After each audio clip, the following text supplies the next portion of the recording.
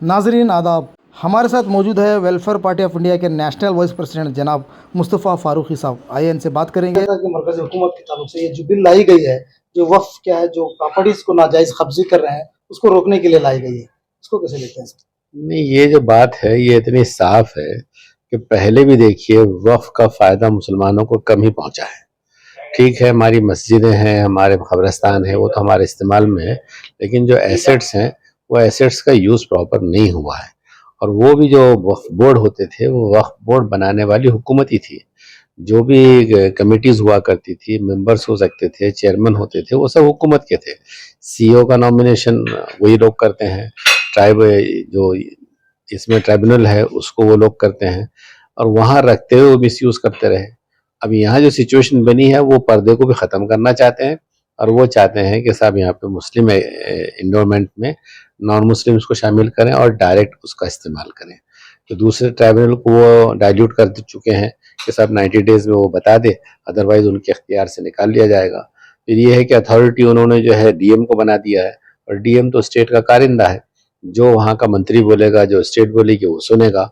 Limitation वाले issue को भी उन्होंने हटा दिया है, यानी यहाँ पर जो एसेट है ये तो पब्लिक एसेट जैसे है ना, तो ये एसेट पर किसी का पोजीशन जो है उसको मिल्कियत का राइट नहीं देता, लेकिन वो भी इन्होंने कर दिया। तो जो कुछ ये कर सकते हैं, वक्फ बाय यूज़र का इशू हो, लिमिटेशन का इशू हो, डीएम का इशू हो, या फिर आपके ट्राइब्यूनल का इशू हो, ये सारी चीज़ें ऐसी हैं जिससे वाज़े तौर पर ये सारे इख्तियारात अपने पास रखना चाहते हैं, और ये धोखा देने में कामयाब नहीं हो सकेंगे कि ये भलाई का काम कर रहे हैं। ये सिवाय नुकसान और तबाही के कुछ नहीं कर रहे हैं। देखा जाए तो वक्फ मामले में सबसे ज्यादा कई मुस्लिम लीडरों के नाम मौजूद है। अब कर्नाटक में देखिए और कई भी जगह देखिए ये नाम भी मौजूद है। इसके लिए भी बीजेपी एक अलग बात करती है। नहीं, देखिए, बीजेपी स्टेट रन कर रही है। अगर कोई वायलेशन हुआ है तो हमारे पास एक सिस्टम और यंत्रणा है, और उसने जिसने वायलेट किया वो मुस्लिम हो या नॉन मुस्लिम हो, उसको एग्जीक्यूट करना चाहिए। लेकिन ये है कि मिसालें बता करके ठीक है, अगर किसी मुसलमान ने कब्जा कर लिया तो हम कब्जा कर लेंगे, तो ये तो ऐसा नहीं है कि उसने चोरी की तो हम भी चोरी करेंगे। तो इसको तो हम कोई ऐसी नज़ीर या मिसाल नहीं कह सकते। तो आप जो कुछ कर रहे हैं वो ना सिर्फ गलत कर रहे हैं, बल्कि वो लोग जिन लोगों ने किया तो डरते डराते जैसे कुछ किया और शर्माते किया, लेकिन आप धांधली के साथ डाका डालना चाहते हैं, तो ये कभी भी कबूल नहीं होगा। इस करने का तरीका ये है कि मुस्लिम दुश्मनी को एजेंडा बनाकर रखा जाए। तो कभी मस्जिद है, तो कभी मदरसा है, कभी तलाक है, तो कभी यूसीसी है, तो कभी वक्फ है। तो ये जो है देश को मिसलीड करना है, और कॉन्स्टिट्यूशन को वायलेट करना है, और जो सोशल फैब्रिक है उसको तोड़ना है।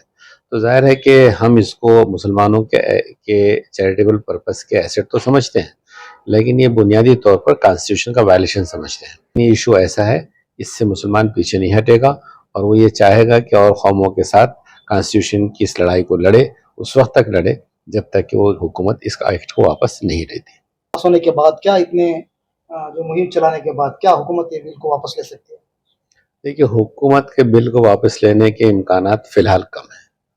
वजह उसकी ये है कि इनका, मैंने जैसे कहा कि इश्यूज़ पर अगर पर्दा डालते हैं तो फिर पब्लिक को जवाब देने के लिए कोई चीज़ चाहिए, तो पब्लिक को मिसगाइड करने का जो टूल इन्होंने इख्तियार किया है वो मुस्लिमों के ख़िलाफ़ कोई ना कोई एक्टिविटी है। तो वक्फ के ज़रिए से वो अपने वोट बैंक को बहलाने में कामयाब रहते हैं। वापस लेंगे तो उनकी रुसवाई होगी। लेकिन ये है कि मामला सिर्फ कम्युनिटी का होता तो आप दबा भी ले जाते, लेकिन मामला कॉन्स्टिट्यूशन का है, इसलिए दबा ही सकेंगे। आज नहीं कल इनको इस बात को मानना पड़ेगा, और वो जब मानेंगे तब उनकी इस पॉलिटिकल सिचुएशन को कैसे फेस करना है वो देखें, लेकिन उनको ये आज नहीं कल मानना पड़ेगा।